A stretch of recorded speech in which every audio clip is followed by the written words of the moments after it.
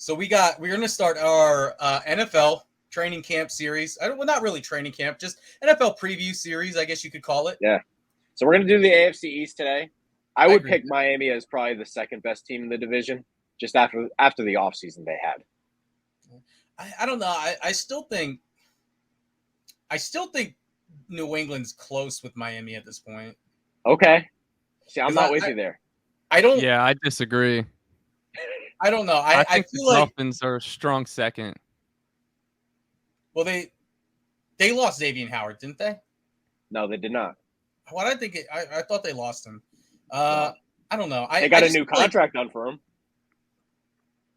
I just feel like something about Miami right now. I'm just like, I don't know. I don't trust them. Okay. They've got Tyreek Hill. Their running back is okay. Offensive line wise, like I'm still not good. The offensive line still needs help. Yeah. I mean, defensively, I feel like coming into last year, I felt like they would be better. I wasn't like really impressed with them defensively. I don't know. Maybe that's some of the Xavier Howard drama, like him, like, oh, like fucking trade me or give me a new contract. Like, I don't know. Maybe there was distractions. I don't know. I just feel like I didn't see enough from Miami last year, and adding Tyreek Hill. Yes, Tyreek Hill makes you better, but that's only one guy. I don't think like they're super great across the board. Like that's why I said I feel like it's Buffalo. There's like a fucking huge gap, and then it's everybody else in the division.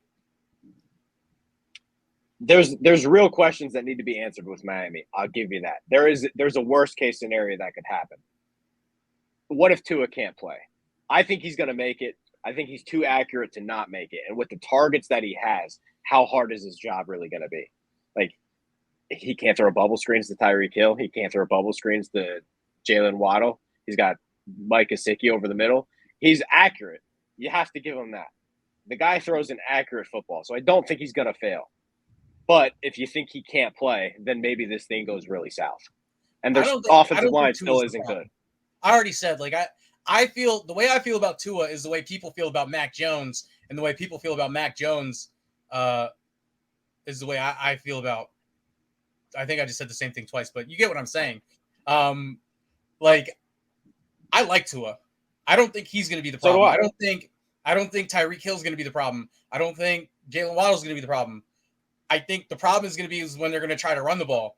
I think the problem is going to be is that I'm not like overly enthused about their defensive line. I'm not like overly like their linebackers aren't terrible, but like I feel like outside of like Tua and the wide receivers, Mike Gesicki, I feel like they're just painfully average like everywhere else. And then Xavier Howard's really good on defense. The other thing is we don't have the question of how is the coaching change going to affect them. Because I'm not saying they're world beaters on defense, but based on the roster they have, they may have actually overachieved. Because I don't know what they were statistically. I can look it up, but I think they were a top 10 defense. And I don't think they have the roster to be a top 10 defense. So you lose Brian Flores. Yeah. You lose Brian Flores. What happens to your defense? Because you hire an offensive coach. We don't really know much about the new offensive or defensive coordinator. There's a chance their defense falls off. I don't know if we have an answer to that yet. And to be 100% fair, and like I'm not saying anything about like I'm commenting strictly on like what happened with their season. I'm not commenting on any other factors. Like you could talk about, you know, racism, whatever you want. With Brian Flores, like there kind of is a reason why he got fired. Like, yes, did he? Absolutely. Did he have winning seasons? Yes, he 100% did. Did his players buy in with Brian Flores? Yes, they 100% did. They loved the guy. But the problem is you can't go 0-4 and 0-5 and shit like that and expect to make the playoffs. Like, that's why he was getting fired. If you go... He got fired because he fired 4 offensive coordinators while he was there. His offense was broken. You can't fire 4 offensive coordinators, have your offense broken, and expect to keep your job. That's how I look at it. He fired 4 offensive coordinators. That's you my can't point. do that. That's my point.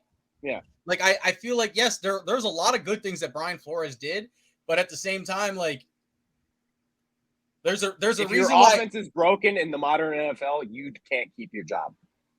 Right, and that's my point. Outside of Brian Flores, there's a reason why this team was starting like 0-4, like the last fucking 3 or 4 years. Like, it's because they're not really that, like, they're good. Like, I don't want to say they're bad, but they're obviously not good.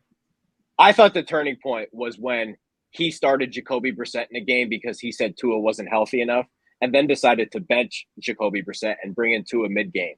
You can't do that. That's just dysfunctional as hell. You can't bench a quarterback, say he's not healthy, and then bring him in halfway through the game. I mean, that's ridiculous. Yeah, he did a lot of things that didn't make sense. Like, there's very like there were some questionable coaching calls. Like I said, I get why his players were going to bat for him at the end of the year. Like, hey, we want to keep this guy. I don't know if anyone remembers this. There was a game against the Saints. He ran out of challenges and tried to challenge again. I don't remember that. No, I don't.